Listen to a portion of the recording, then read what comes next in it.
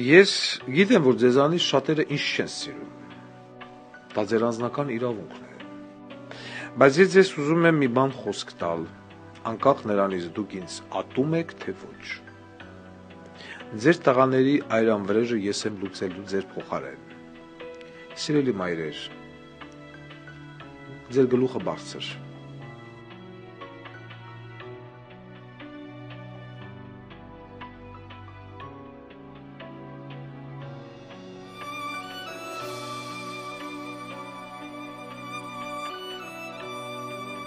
Գևորգյան, այսօր է տրված դոկտուսակցության քարոզարշավի մեկնարկը։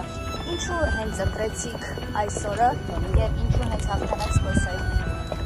Քանի որ այսօր մայիսի 9-ն է, միշտ տոնել են գերատոնը եւ այսօր որոշեցինք, որ հաղթանակի օրվանից սկսենք դոկտուսակցությունը, ես ինձ հաղթանակով ավարտենք մեր քարոզարշավը եւ տապալենք այս ապիկար իշխանությանը։